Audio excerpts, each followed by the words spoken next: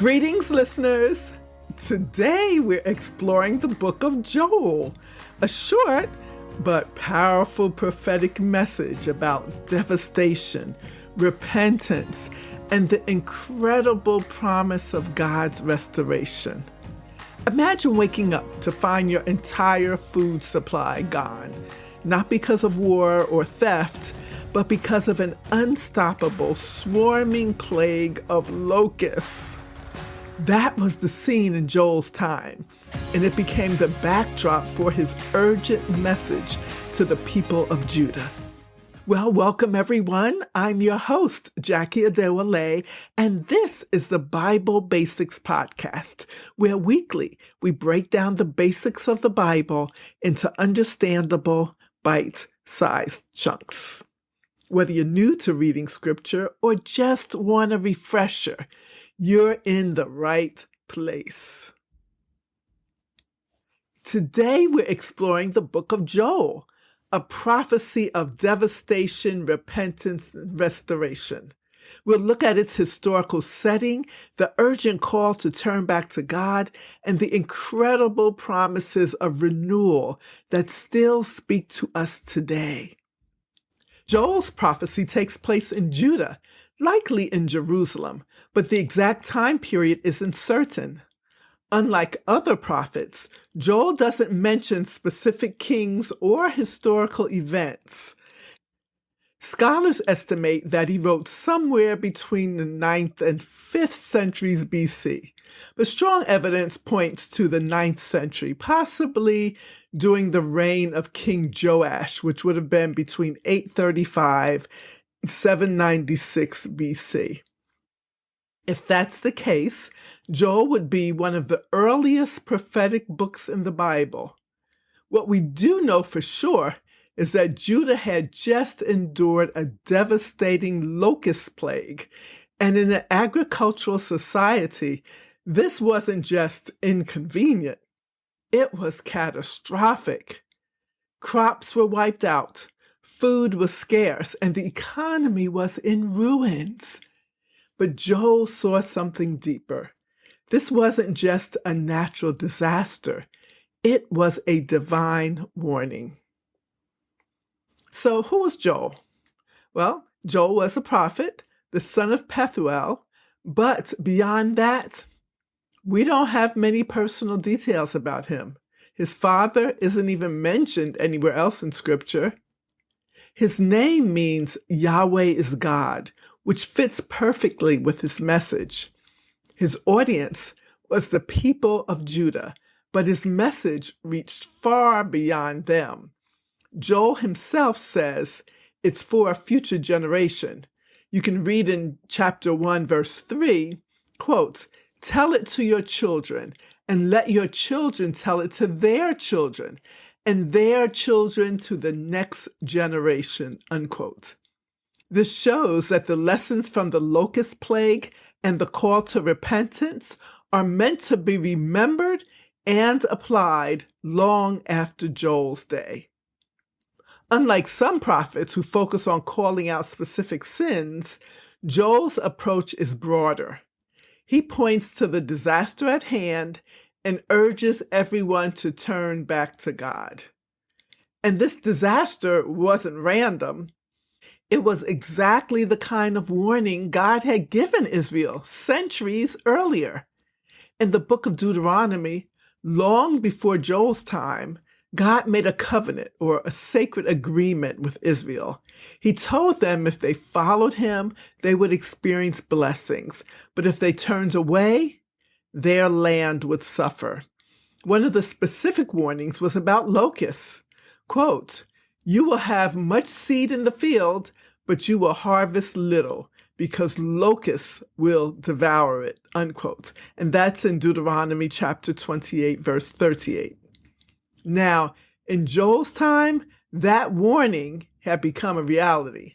The people had strayed from God, and the land was facing the very consequences he promised. I encourage you to read Deuteronomy 28 to get a lot more information about that.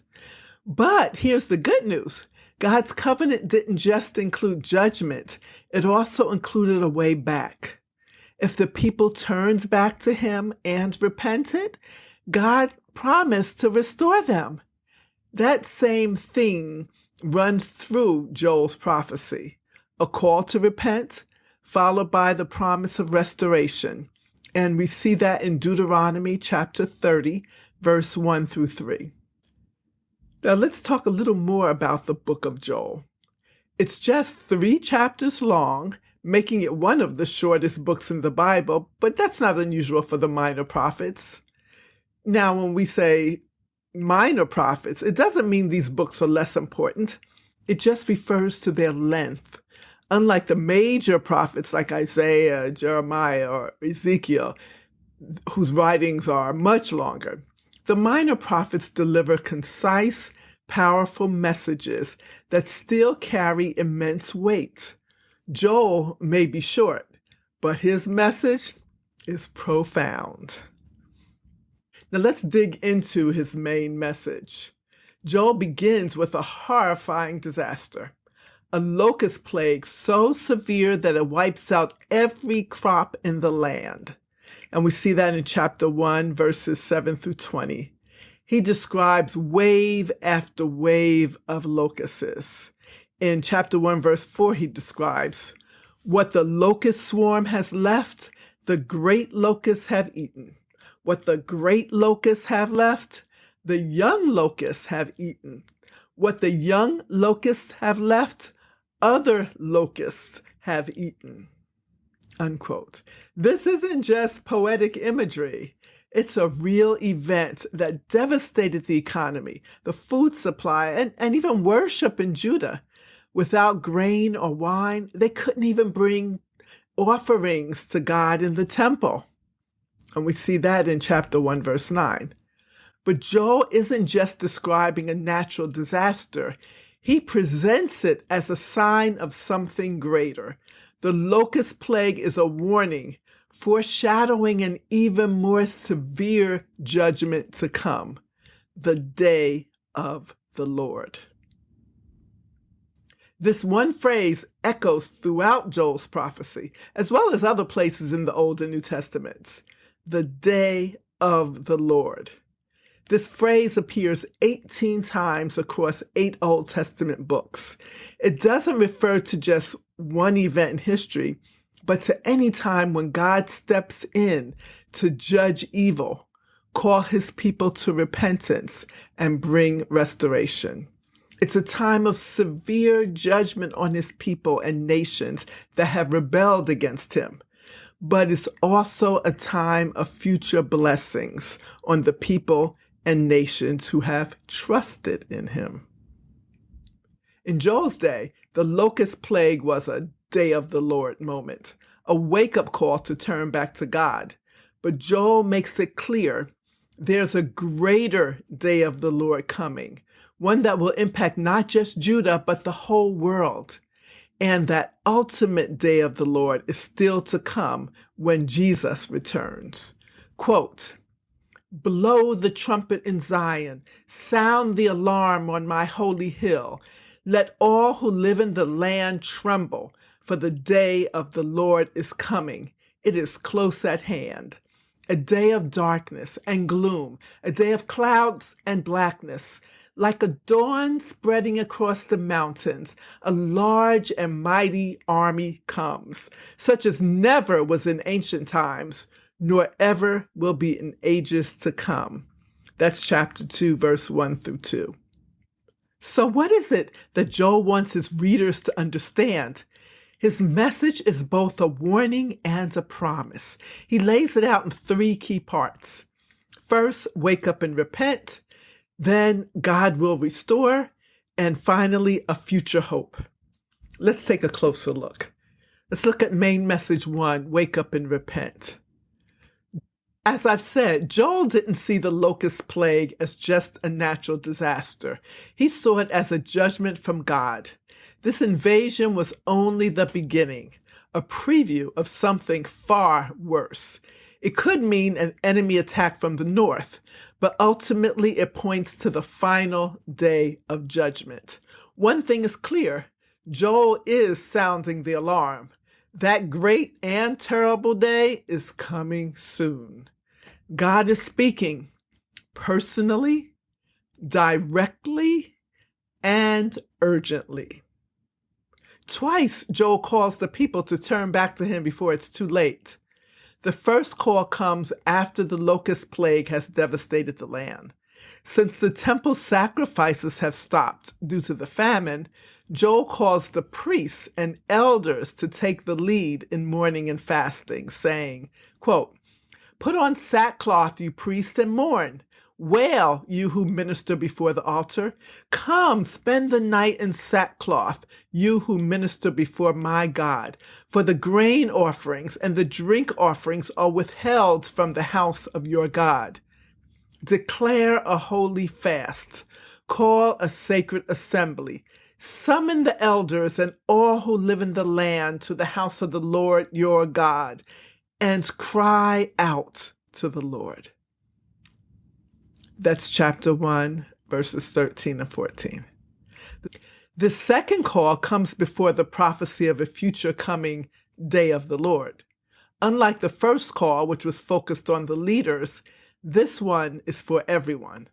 God calls them to not just show outward signs of grief, but to have genuine heart transformation. He cries out, quote, "Even now, declares the Lord, return to me with all your hearts, with fasting and weeping and mourning. Rend your heart and not your garments. Return to the Lord your God, for he is gracious and compassionate, slow to anger and abounding in love, and he relents from sending calamity." Who knows? He may turn and relent and leave behind a blessing, grain offerings, and drink offerings for the Lord your God. That's chapter 2, verses 12 through 14. This is the heart of Joel's message. Warnings of God's judgment for sin always leaves room for repentance. Even in discipline, God's grace and mercy are great. So the second main message is God will restore. So Joel's message isn't just to wake up and repent, it's also about restoration. After calling the people to repentance, Joel shifts dramatically, speaking as if their prayers had already been answered. In chapter 2, verse 18, we see, quote, "Then the Lord was jealous for his land and took pity on his people." Unquote. So though the book doesn't describe Judah's response to the prophet's messages in detail, the tone of chapter 2, verse 18 suggested they listened, they repented, and God, true to his character, responded with compassion and restoration. Joel's message shows us what happens when people take God seriously. He meets them with mercy. As a result of the people's repentance, God promised to restore everything that was lost. The armies of destruction would be driven away. That's chapter 2, verse 20. The land would be fruitful again. That's chapter 2, verse 22. And the people would never be put to shame again. That's chapter 2, verse 26. This shows God's heart. He isn't just the God of judgment, he is a God of restoration. And that brings us to the third main message, a future hope. Joel's prophecy goes even further. Physical restoration is just the beginning. God has a greater promise in store. He won't just renew the land, he will pour out his spirit on his people. Quote, "I will pour out my spirit on all people. Your sons and daughters will prophesy. Your old men will dream dreams. Your young men will see visions." That's chapter 2, verse 28. If this sounds familiar, it's because this prophecy is directly quoted in the New Testament by Peter in Acts 2 on the day of Pentecost. When the Holy Spirit comes upon the disciples, Peter stands up and declares, quote, This is what was spoken by the prophet Joel. In the last days, God says, I will pour out my spirit on all people. Your sons and daughters will prophesy. Your young men will see visions. Your old men will dream dreams. Unquote. Peter saw the outpouring of the Holy Spirit at Pentecost as the beginning of Joel's prophecy coming true. This marked a new era where God's Spirit would dwell in believers, just as Joel had foretold. But this prophecy also points ahead to something even greater, the final day of the Lord, when God will fully and finally bring his plan to completion. Joel ends with the kingdom blessings upon the remnant of faithful Judah. Quote, Judah will be inhabited forever, and Jerusalem through all generations. That's in the last chapter 3, verse 20. So let's summarize.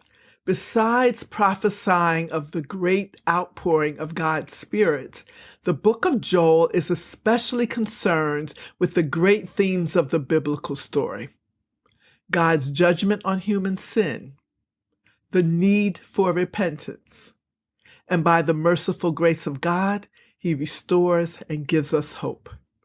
It reminds us of these points. Judgment and hardship can be a wake-up call. Sometimes difficulties are meant to turn us away from sin and bring us back to God. When we're his, God responds to repentance with restoration. Whether we're repenting from big things or little things, when we turn back, God responds with mercy and renewal. And God offers those who are his hope. As we consider the state of the world today and its prospects for the future, hold on to God's promises of hope. Quote, whoever calls on the name of the Lord shall be saved. Unquote. That's chapter 2, verse 32. And God wants us to pass a legacy of faith to the next generation. And ultimately, God's plan is centered on Jesus. Joel's prophecy points us to him, the one who will one day return to establish his kingdom fully. The book of Joel may be short, but its impact is huge. It reminds us that even in judgment, God's heart is for restoration, and that restoration finds its fulfillment in Jesus. Next time, we'll explore another powerful prophetic book, so stay tuned. Until then, keep reading, keep seeking, and keep growing in your faith. So that we spread God's word further, please share, like, follow, comment, and subscribe.